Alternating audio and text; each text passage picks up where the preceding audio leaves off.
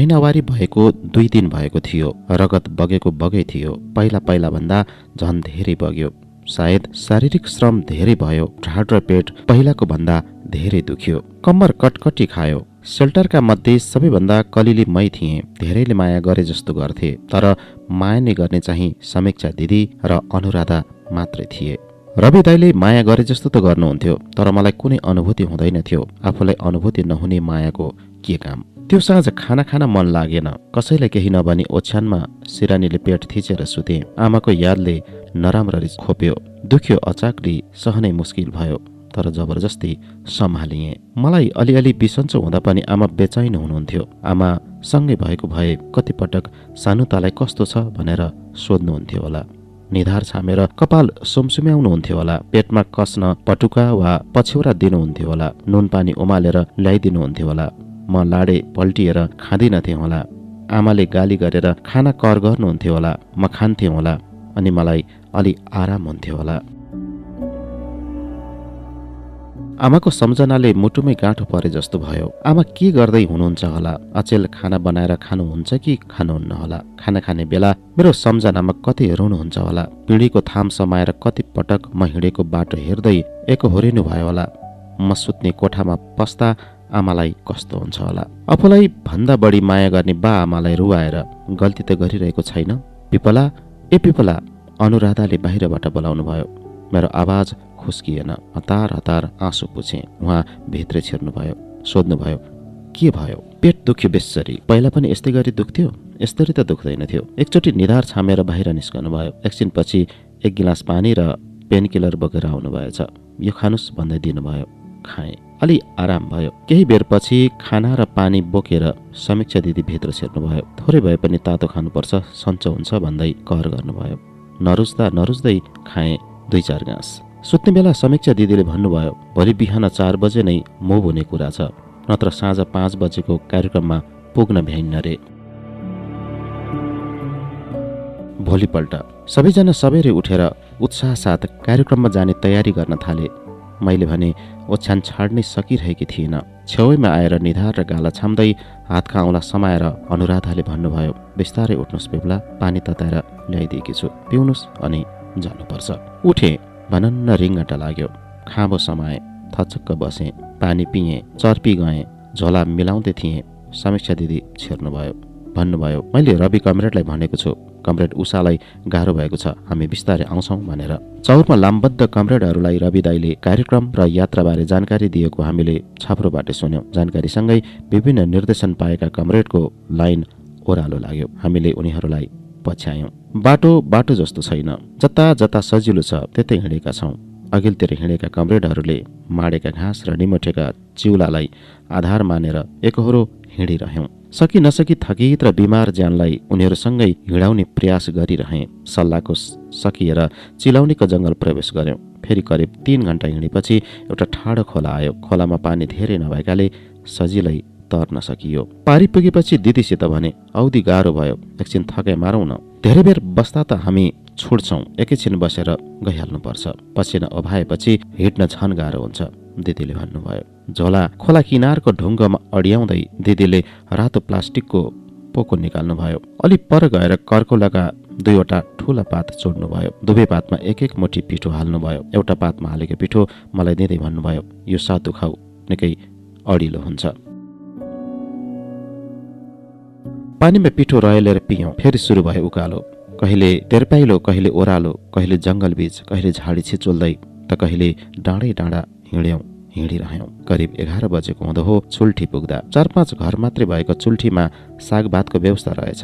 हामी पुग्दा अरू कमरेडहरू खाइसकेर हिँड्ने तयारीमा हुनुहुँदो रहेछ। हामीले पनि टपरी थापेर भात खाइ टोपल्यौं र हिँड्यौं। दिदीले चोर औँलाले पारीपट्टि देखाउँदै भन्नुभयो, त्यो पारीका जस्ता 2टा पहाड चढेर झरेपछि आधा घण्टा उकालो चढ्नुपर्छ अनि पुगिन्छ कार्यक्रम हुने ठाउँ दाउन्ने। सुन्दै अत्यास लाग्यो। तैपनि जसरी पनि हिँड्नुको विकल्प थिएन। उसै गरी निरन्तर एकहोरो हिँडिरह्यौं। ढोडिनी खोला पुग्दा घाम अस्ताइसकेको थियो। खोला किनारका झ्याङहरूमा झ्याउकिरी कराउन थालिसकेका थिए। बगरको ढुङ्गोमा टुक्रुक्क बस्दै दिदीले भन्नुभयो, अब धेरै छैन, 1 घण्टा हिँडेपछि पुगिन्छ।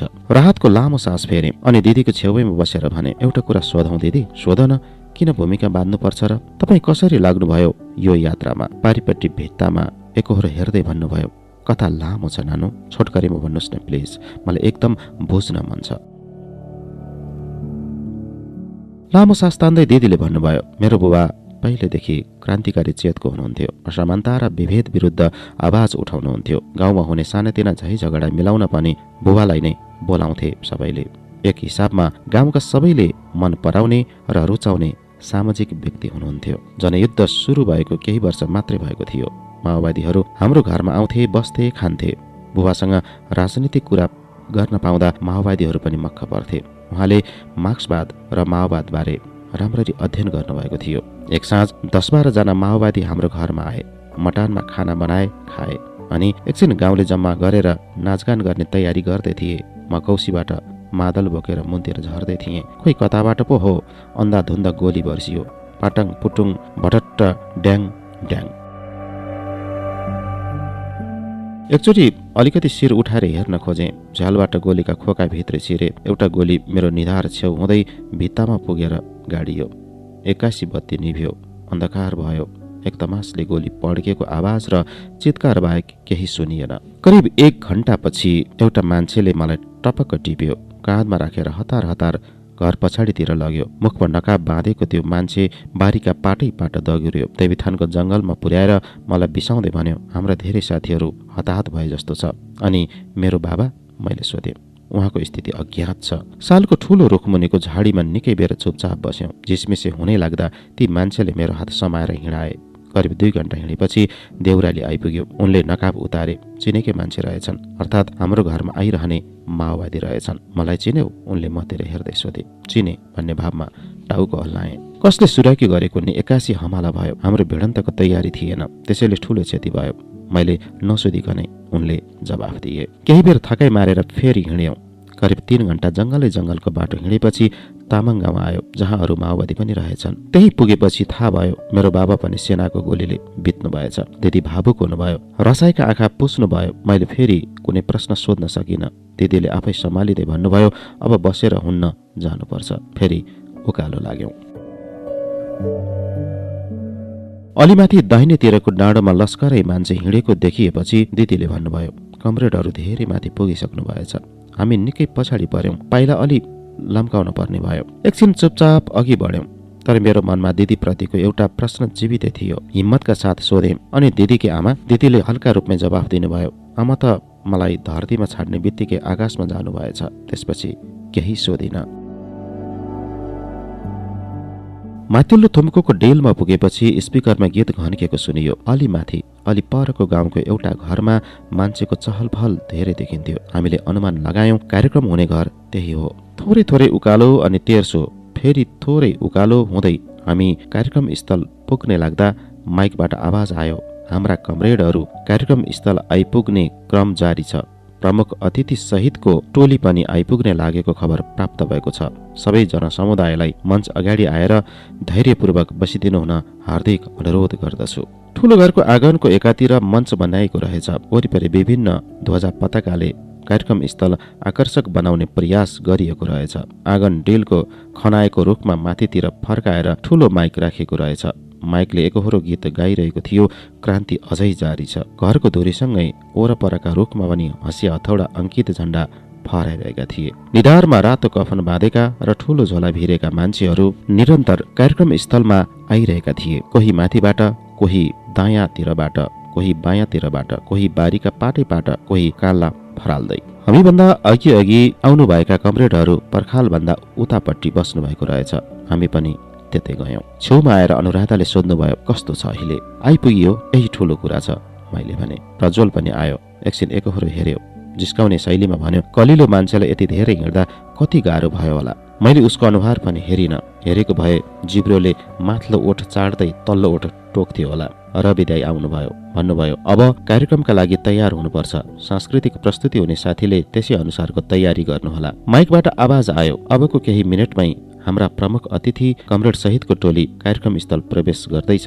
त्यसैले स्वागतका लागि कमरेडहरूलाई कार्यक्रम स्थलको दायाँतिर लामबद्ध भइदिनु हुन आग्रह गरिन्छ। माथिबाट एक टोली कार्यक्रम स्थलतिर आउँदै गरेको देखियो। स्वागतका लागि तयारी गर्नुभएका साथीहरू फूलमाला लिएर लाइनमा बसे। उद्घोषक भन्दै थिए, हाम्रो गौरवशाली पार्टी नेकपा माओवादीका पोलिट ब्युरो सदस्य आजका प्रमुख अतिथि कमरेड कार्यक्रम स्थलमा प्रवेश गरिसक्नु भएको छ। उहाँलाई जोरदार तालीले स्वागत गर्नुहुन अनुरोध छ। फूलमाला र अबिर लगाउँदै अतिथिहरू मञ्चमा उक्लिए। दाहिने मुट्ठी बटारेर हात उचाल्दै अभिवादन गरे। दर्शक दीर्घाका सबैले जोडका साथ ताली बजाए। मैले पनि बजाएँ। उद्घोषकले सभापतिको आसन ग्रहणका लागि दाउन्ने गाउँका पार्टी कमिटी अध्यक्ष कमरेड जागरणलाई आग्रह गरे। त्यसपछि लामो भूमिका सहित प्रमुख अतिथिलाई आसन ग्रहणका लागि अनुरोध गरे। प्रमुख अतिथिबारे मलाई जस्तै धेरैले चासो थियो, किनकि हामी कसैलाई भनिएको थिएन कि प्रमुख अतिथि को हो। स्पिकरबाट आवाज आइरहेको थियो, हाम्रा आजका प्रमुख अतिथि जो भूमिगत रूपमै युद्ध मोर्चामा होमिनु भएको त धेरै भएको छैन, तर छोटो अवधिमै उहाँको कमान्डमा थुप्रै सफल अपरेसन भइसकेका छन्। संगठित रूपमा भूमिगत हुनुभन्दा पहिलादेखि नै अनेक ढङ्गमा हाम्रो महान क्रान्तिलाई सहयोग गर्नुभएका र अहिले पार्टीमा कुशलतापूर्वक पोलिट ब्युरो सदस्यको जिम्मेवारी वहन गरिरहनुभएका आदरणीय कमरेड कञ्चन अर्थात् जनार्दन अधिकारीलाई आजको यस विशेष कार्यक्रममा प्रमुख अतिथिको आसन ग्रहण गरिदिनु हुन हार्दिक अनुरोध गर्दछु। परर ताली बज्यो। मञ्चको बीच भागमा बसेको मान्छे उठेर छेउमा आयो। दुवै हात हल्लाएर मुट्ठी कस्दै अभिवादन गर्यो। एकहोरो ताली बजेको बजै छ, तर मैले ताली बजाउन सकिनँ, किनकि जनार्दन अधिकारी भन्ने बित्तिकै झस्किएको थिएँ। अझ निहालेर हेरेँ, चिने जस्तो लाग्यो। अझै नजिक गएर हेरेँ, हो मैले चिनेकै मान्छे रहेछन्। प्रमुख अतिथि जनार्दन अधिकारी अर्थात् बलात्कारी साइलौ। छिटछिट पसिना आयो। आँखा अगाडि कुनै अजङ्गको कालो वस्तु आएर बसे जस्तो भयो। केही सोच्न र सम्झन सकिन। एकहोरो बजिरहेको स्पिकरको आवाज कर्कस लाग्यो। आफूलाई नियन्त्रण नै गर्न नसक्ने जस्तो भएँ। खै के सोचेँ, भिडबाट भाग्न मन लाग्यो। हतार मञ्चको पछाडि गएँ। डाको छाडेर रोएँ। यस्तो लाग्यो मञ्चमा उक्लिएर उद्घोषकको हातबाट माइक खोसेर सबले सुन्ने गरी भनिदेऊ, यो प्रमुख अतिथि बनाउँदो हाम्रो आन्दोलनको नेता हुनै सक्दैन। यो बलात्कारी पुरुष हो, हिंस्रक हो, फटा हो। यसले हाम्रो आन्दोलनलाई नै बदनाम गराउँछ।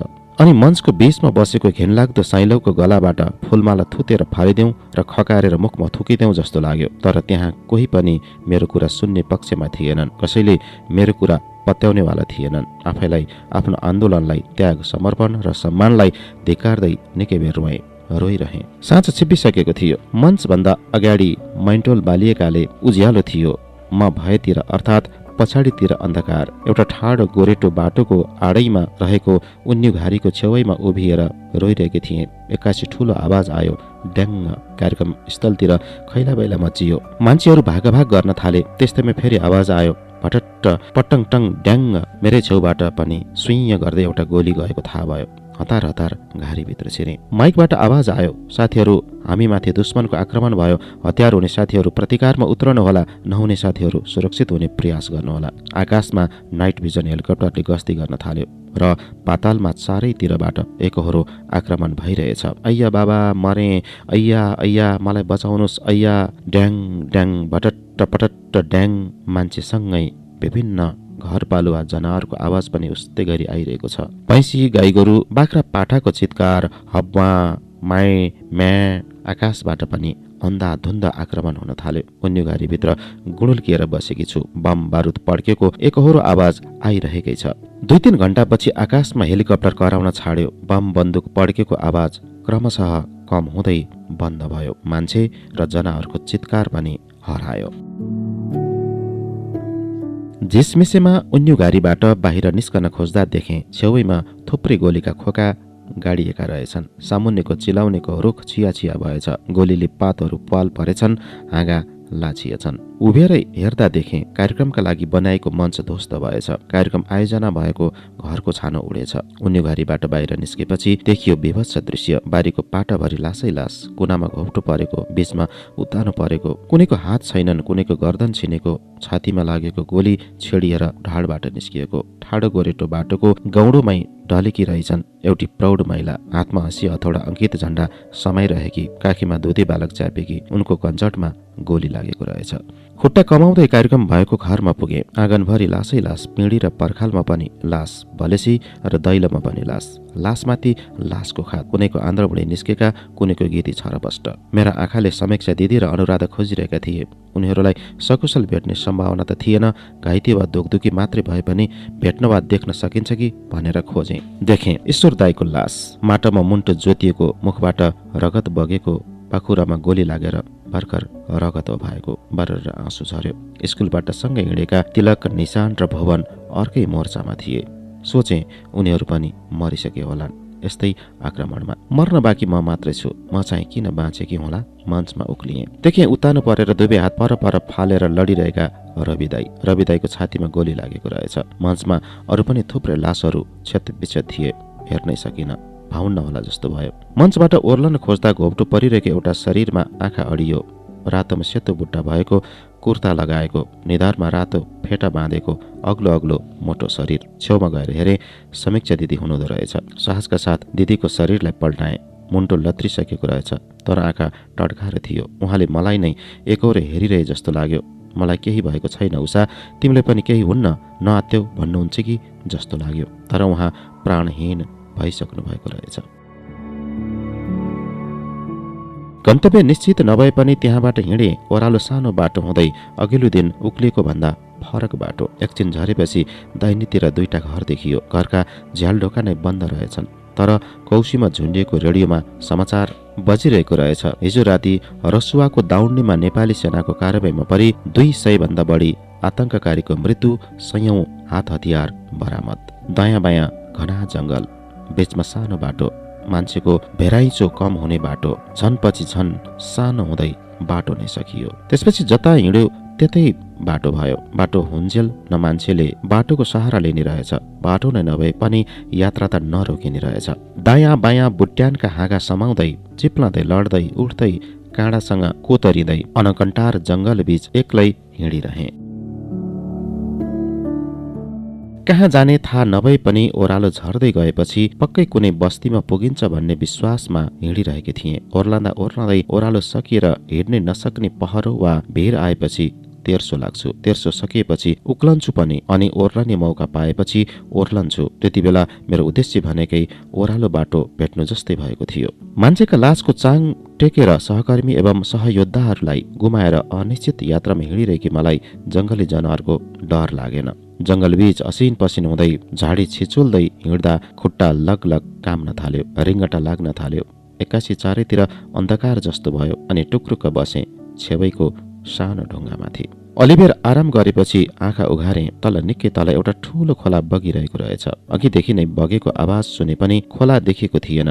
दाहिनेतिर निकै ठूलो भिर रहेछ र भिरको फेद हुँदै अर्को ठाडो खोला बगिरहेको रहेछ। टाढा टाढासम्म हेरेँ, कतै बस्ती देखिन्छ कि भनेर देखिएन। तर त्यहाँबाट झर्ने बाटो अलि सजिलो रहेछ। मान्छे हिँडेर बनेको बाटो त होइन, तर साना ठुला बारीका पाटा जस्ता, धेरै ठुला कान्ला नभएका। 50औं वर्ष अघि कसैले खेती गर्ने गरे जस्तो, खेती गर्न छाडेर मान्छे विस्थापित भएपछि जंगलमा रूपान्तरण भए जस्तो भूगोल रहेछ। लक तरान तन र मन लिएर हिँडिरहेछु एकहोरो। ओह्रालो सकिएर ठाडो खोलो आयो। खोला तरेर अलिकति उक्लेपछि तेर्सो हिँडे र हिँड्दा हिँड्दै दिन ढल्नै लाग्दा पुगे एउटा थुम्कोमाथि। थुम्कोमा एकैछिन आराम गरेर अलि तल झरेपछि देखियो एउटा कुलो। जंगलमा कुलो देख्दा पनि कोही आफन्त नै भेटिएको अनुभूति भयो। लाग्यो कुलो भेटेपछि खेत भेटिन्छ, खेत भेटेपछि बस्ती, बस्ती भेटेपछि खानेकुरा र बस्ने ठाउँ। कुलै कुलो हिँडे, तर खेततिर होइन, खोलातिर हिँडेछु। पुगे बाँध बाँधेर खोलाबाट कुलोमा पानी हालेको ठाउँ। माथितिर छङछङ छाँगो खसिरहेछ। दायाँ बायाँ जंगल बाहेक केही छैन। साँझ पर्न थालिसक्यो। चिरबिर गर्दै चराहरू वासस्थानमा लाग्न थालिसके। किरा फट्याङ्ग्रा कराउन थालिसके। मनमा डरले घर नगर्दै देखेँ बाँधभन्दा अलि तल एउटा सानो छाप्रोबाट धुवाँ पुतपुताइरहेको। त्यतै लागे। छाप्रो अघि पुगेर हेरेँ, घट्ट घुमिरहेको रहेछ। सोलीबाट मकै र कोदाका गेडा खसेर एकहोरो घुमिरहेको घट्टमा पिसिरहेको। घट्टको एउटा कुनामा 3 चम्के ढुङ्गा राखेर बनाएको अगेनोमा आगो बलिरहेको। अगेनोको छेउैमा एकजना बुढो मान्छे सुर्ती तानिरहेका। एकहोरो हेरिरहेँ, भित्र पस्ने आँट आएन। बुढा मान्छेले देखेर भित्रै बोलाइदिए हुन्थ्यो जस्तो लाग्यो। उनले देखेनन्, बोलाएनन्। अलिअलि दम्किँदै आफै भित्र छिरे। बुढा मान्छेले पुलुक्क हेरे।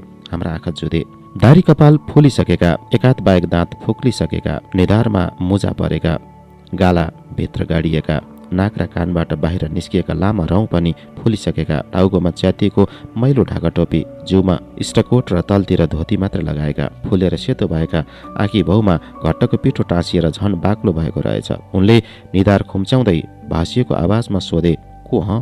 त्यति बेला उनको आँखी भाउबाट पिठो खसेको थियो। मेरो आवाज निस्किएन, तर झन नजिकै गएर टुक्रुक बसेँ।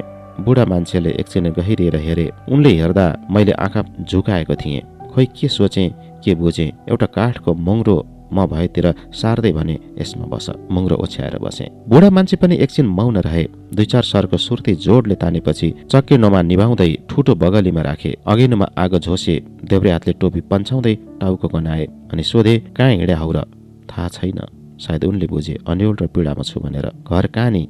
रामपुर, सिन्धुपाल्चोक। बुढा झन् दङ्ग परे। उनले सोचेका थिए होलान् आसपास गाउँको मान्छे कतै हिँडेको र रात परेपछि पास बस्न आएको हो। उनले निधार झन् खुम्च्याउँदै आवाज निकाले, हँ? एकछिनको मौनतापछि भने, माओवादी हो कि त? ओम हो। बुढा झस्किए। अलिअलि डराउँदै सोधे, एक्लै साथी छैनन्? थिए, कोही मरे कोही भागे, म एक्लै परेँ। दाउन्नेमा हो? हो। त्यसपछि निकै बेर केही बोलेनन् बुढा। अघिनुमा करो खुस्किएको थोत्रो फलामे कालो कराई बसाले। एउटा कुनाबाट प्लास्टिकले बेरेर पोको पारेको सिसी निकाले। सिसीको बिर्को खोले र थोरै तुरुक्क कराईमा तुर्क्याए। सायद त्यो भोटुन हो। छामछुम गर्दै खाँबोको चोकेमा झुन्ड्याएको कालो प्लास्टिकको झोला निकाले। झोलामा गुन्द्रुक रहेछ। लामा लामा त्यान्द्रा लुसेर मसिनो बनाउँदै कराईमा हाले। दाबिलोले परपरी भुटे। बाँसको ढुङ्ग्रोमा राखेको ढिके नुन हाले। गुन्द्रुक डढेर खार लाग्न थालेपछि सिल्भरी अम्खोराबाट पानी कोइर्याए। झैया आवाज आयो। भगभग उम्लेको गुन्द्रुक डेक्चीमा खन्याए। फेरि त्यही कराई अघिनोमा बसाले। पानी हाले। पानीमा पिठो छर्के। पानी उम्लियो। पानीमा मकैको पिठो हालेर ओडाल्न थाले। ढिँडो फत्कन थाल्यो। बुढा मान्छेले मजाले मस्काए। ढिँडो पाक्यो। कराईमा ढिँडो स्याप्प पारेर दाबिलोले थ्याप्प हिर्काए। ठ्याक्कै मेरा बाले जस्तै गरे। बोतलको बिर्को पाल पारेर सलेदो हालेको टुकी रहेछ। बालेर खाँबोमा झुन्ड्याए। एउटा पोकोबाट सुकेको खोर्सानी निकालेर आगोमा डढाए। अलिअलि डढेपछि चम्केनुमा राखे। एउटा कुनाबाट 2टा सिल्भरको थाल निकाले। जर्किनबाट पानी खन्याउँदै थाल पखाले। ढिँडो पस्के। गुन्द्रुक हाले। खोर्सानी पनि दुवै थालमा हाले। एउटा थाल मतिर सार्दै भने, खाऊ। मिठो नमिठो स्वाद विचार गरिन। भोक लागेको थियो, खाएँ ढिँडो। कुपु कुपु। बुढा मान्छेको ढिँडो खाने स्टाइल पनि दामी रहेछ। मेरै बाबाको जस्तो मजाले हत्केलामा डल्लो बनाउँदै तरकारीमा च्वाप्प छोपेर सुप्रुक्क पार्दै घाँटी बज्ने गरी कुप्लुक्क निले। खाइसकेपछि मैले भाँडा माझ्न खोजेँ। उनले पर्दैन भने। मैले जोड गरिन। अघि निभाएर राखेको सुर्तीको ठुटो स्टकोटको खल्तीबाट निकाले। बुढी र माझी औलाको टुप्पाले समातेर ओठमा च्यापे। अघिनुबाट अगुल्टो निकालेर सुर्ती सल्काए। सुर्ती राम्रैसित सल्केपछि एकपल्ट लामो सर्को तान्दै सोधे, अनि घरा को छन् नि? बा आमा। दाजुभाइ दिदीबहिनी छैनन्? छैनन्। के गर्छन् बाउ आमा? खेती किसानी। खाना पुग्दैन थियो? पुग्थ्यो। अनि किन हिँडेको त माओवादीमा? तत्काल जवाफ दिन सकिन। सोचेँ, साँच्चै किन हिँडेको म माओवादीमा? प्रश्नले नराम्ररी घोच्यो, दुख्यो। म माओवादीमा लागेको कि माओवादीले मलाई जबरजस्ती लिएर हिँडेको? म साइलौसित बदला लिन माओवादीमा लागेको कि माओवादीले स्कुलबाट उठाएको? माओवादीसँग मिलेर साइलौले शिवसरलाई मार्न लगाएको भन्ने थाहा हुँदाहुँदै माओवादीमा लागेर साइलौसित बदला लिन सकिन्छ भन्ने सोच्नु मेरो मूर्खता रहेछ, भ्रम रहेछ। के सोचे कि नानी? बुढा मान्छेको प्रश्नले झस्किएँ। भने, होइन होइन, त्यस्तो केही होइन। म माओवादीमा लागेको होइन, स्कुलबाटै उठाएका। अब कता जान्छौ? थाहा छैन। भोलि बिहानै गाउँलेहरू घट्टमा आउँछन्। मान्छेहरू आउनुभन्दा पहिले तिमी जानुपर्छ। हुन्छ। बुढा मान्छेले एउटा मान्द्रो र बर्को दिए। अघिल्लो छेउमा ओछ्याएर ढल्किए। उनले फू गरेर टुकी निभाए। 2 रातको निद्रा थाकेको शरीर निधाएछु। घट्टको घुइँ आवाजसँगै आँखा उघ्रियो। सोलीमा कोदोको घान हालेर पाटेको कुचोले पिठो बढार्दै बुढा मान्छेले पुलुक्क हेरे। केही बोलेनन्। तर अब ढिला नगर, छिटो जाऊ भने जस्तो लाग्यो। उठेर बर्को मिलाएर मान्द्रो पट्याउँदै थिएँ। घट्टको दाहिनेतिरबाट अगुल्टो हल्लाउँदै भारी बोकेका 2 जना महिला भित्र छिरे। दुवैजनाले भारी बिसाए। गाउँबाट प्रकाशका लागि हल्लाउँदै ल्याएको अगुल्टो अघेनोमा हालिदिए। दुवैजनाले एकहोरो मलाई हेरे। तामाङ भाषामा केही खासखुस गरे। अनि एउटीले बुढा मान्छेलाई सोधिन्, को हुन् बाजे ए नानी? उनी केही बोलेनन्। म त्यही भएकाले अप्ठ्यारो माने जस्तो लाग्यो। उठेर बाहिर निस्के। शौच गरेँ। खोलाकै पानीले मुख धोएर आएँ। अनि बुढा मान्छेलाई भने अब म जान्छु। उनले पुलुक्क हेरे, करुणामय नजरले नजाऊ भन्न पनि सक्दिन, यहाँ राख्न पनि सक्दिन को भावमा नजर झुकाए। अघि नै छेउमा गए, सिल्भरी ताप्केमा जर्किनबाट पानी खन्याउँदै भने तातो पानी खाएर जाऊ। टुक्रुक बसे। घट्टामा सामाल पिस्न आएका दिदीहरूले पनि मायालाग्दो तरिकामा हेरे। म चर्पी गएका बेला बुढा मान्छेले मेरो बारे भनिसकेका रहेछन् क्यारे। एउटी दिदी तामाङ लवजमा बोलिन्, अलि माथिसम्म हामीसँगै हिँड, बाटो देखाइदिन्छौँ। मैले हुन्छको भावमा टाउको हल्लाएँ, तर मनमा प्रश्न खेलिरहेको थियो, उनीहरूले कहाँ जाने बाटो देखाउँछन् मलाई? उज्यालो भयो। उनीहरूको सामल पनि पिँधिसकियो। पिठो धोक्रोमा खन्याए। धोक्रोको मुख बाँधे। एकले अर्कोलाई भारी बोक्न सघाएर भने, हिँड बहिनी, जाउँ। हिँड्ने बेला बुढा मान्छेको अनुहार हेरे। उनले पनि मैलाई हेरिरहेका रहेछन्। दिदीहरूले मेरो बारे धेरै सोधखोज गरेछन्। करिब 1 घण्टा उकालो चढेर आधा घण्टा तेर्सो हिँडेपछि दो बाटो आयो। एउटा ठाडै उकालो बाटो, अर्को अलिअलि ओह्रालो तर सिधै। दो बाटोको बिसौनीमा भारी टेको लगाउँदै एउटी दिदी बोलिन्, यता माथि छ हाम्रो गाउँ, अब 1 घण्टा उकालो चढेपछि पुगिन्छ। तिमी सिधै जाऊ, अलि पछि ओह्रालो आउँछ, त्यसपछि अर्को खोला आउँछ, फेरि उकालो चढेर ओह्रालो झरेपछि एउटा गाउँ भेटिन्छ। गाउँबाट अझै 2 घण्टा ओह्रालो झरेपछि सडक भेटिन्छ। उनीहरू उकालो लागे, म ओह्रालो झरेँ। पुग्नुपर्ने भन्दा अन्यत्र पुगिन्छ कि भन्ने चिन्ता थिएन, न त हिजोको जस्तो जङ्गलमै बास हुन्छ कि भन्ने पीर। बाटो बनाउँदै हिँड्नुपर्ने सकस पनि थिएन। हिँडे, लुरु लुरु हिँडिरहेँ। ती दिदीले भने जस्तै खोला आयो, उकालो आयो, ओह्रालो आयो, गाउँ आयो। गाउँको माथि माथिबाटै तलतिर झर्ने बाटो रहेछ। गाउँ पस्न परेन। अलि तल चौतारो भेटे। चौतारो बाटो देखियो पिच गरेको सडक। मलाई जसरी पनि सडकसम्म पुग्नुपर्ने होइन, तर सडक देख्दा खुसी लाग्यो। सडक हुनु भनेको धेरैतिर जान सक्ने विकल्प हुनु हो भन्ने लाग्यो। चौतारोबाट 2तिर जाने बाटो रहेछ, तर म सडक देखेतिरै ओह्रालो लागेँ। चाहन्थे बाटोमा मान्छे नभेटियोस्, कसैले केही नसोधोस्, बोल्नै नपरोस्, जवाफ दिनै नपरोस्। तर तलतिरबाट होल्ला हाँसो ठट्टा गर्दै एकुल मान्छेहरू माथितिर आउँदै रहेछन्। आकाशे रङको सर्ट र निलो प्यान्ट वा फ्रक लगाएका उनीहरू स्कुल छुट्टी भएर घर फर्काउँदै रहेछन्।